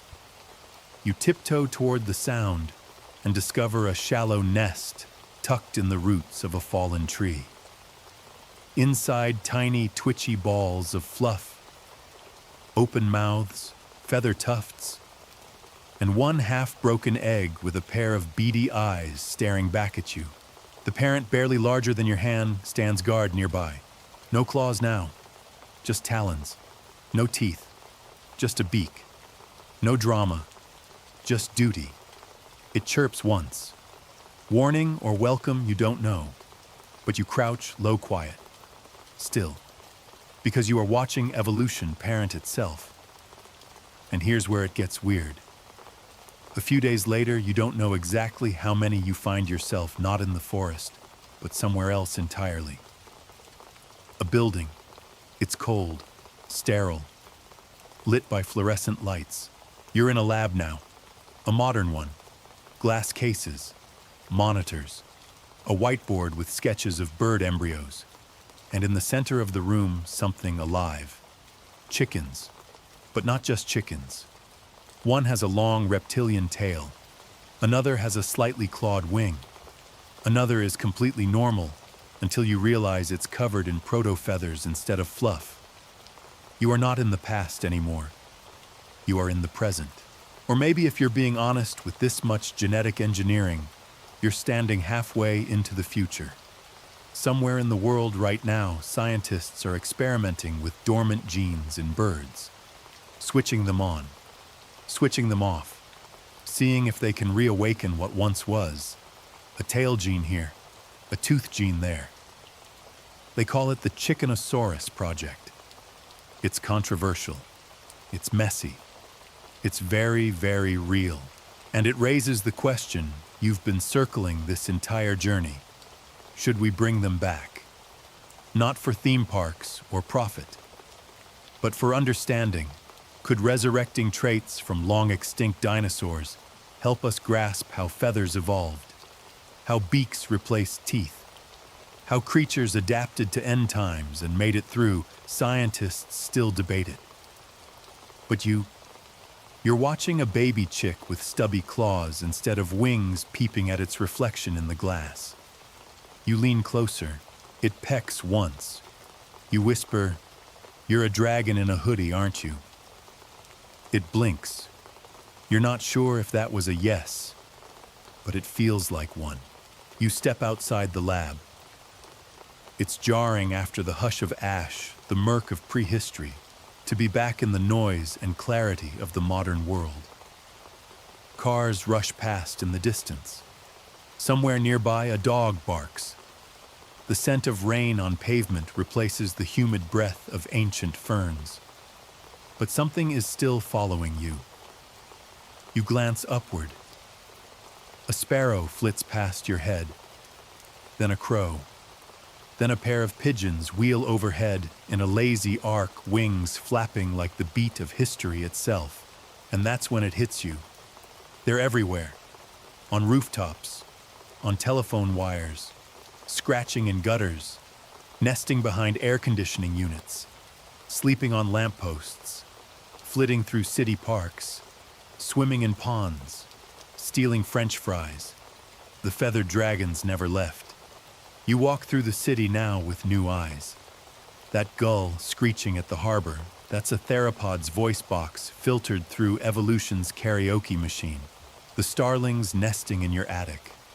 They're descendants of creatures that dodged meteors and stalked lizards in the Cretaceous dark.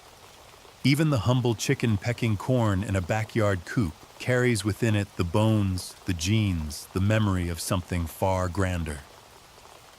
It's not metaphor, it's lineage, and you see it everywhere. That pigeon on the sidewalk pausing mid-peck to glare at you like you insulted its mother, that's Attitudosaurus.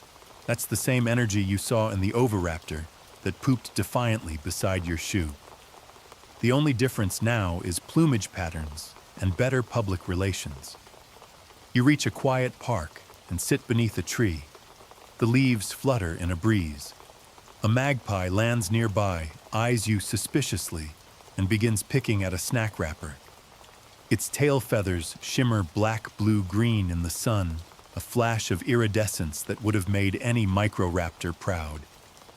You can't help it, you laugh. They survived, not just through extinction, but through reinvention. They shrank, adapted, softened, brightened. They traded claws for beaks, teeth for grit, danger for resilience. The biggest, boldest dragons may have burned with the world, but the clever, the feathered, the unassuming, they inherited the sky. And here's a little secret. They're still evolving. Still testing shapes and songs. Still shifting colors, patterns, mating dances. Evolution didn't pause at bird. It just kept dancing forward. The blue jays scream, the flamingos filter beak. The hummingbirds hover, each one a chapter added after the asteroid closed the last. And what about us? You check your phone, open your favorite bird app, scroll past photos of cranes in Tokyo traffic, parrots that mimic opera pigeons that navigate cities better than humans. You realize you're not just witnessing their world, you're part of it. We build birdhouses, breed canaries, fund eagle sanctuaries, study eggs, track migrations with satellite tags. We name sports teams after raptors and sing lullabies about robins. But more than that, we dream with them. Wings, flight, freedom. We long for what they do without trying, and maybe deep down that longing is because we know. Somewhere in our collective memory, buried deep in the dust of forgotten bones and fossil feathers, we remember walking alongside them. When we were still wondering what it meant to climb, to leap, to fly, you lie back in the grass. Above a hawk circles on a thermal, silent, effortless. It's not a metaphor, it's a dinosaur, in real time. Alive, feathered, unbothered. You close your eyes, hearing the rustle of wind through wing, and you think we didn't lose the dragons. We just had to learn how to see them again. You lie still under the fading light, the gentle rustle of leaves mixing with the soft, distant calls of birds settling for the night. The world feels vast and quiet, like a deep breath held between moments. Around you, the whispers of feathers brush the air, a timeless chorus that connects past to present. You think about the dragons you've met, Not the fire-breathing monsters of myth, but the feathered, flitting, endlessly curious creatures who dared to leap, to flutter, to fall, and try again.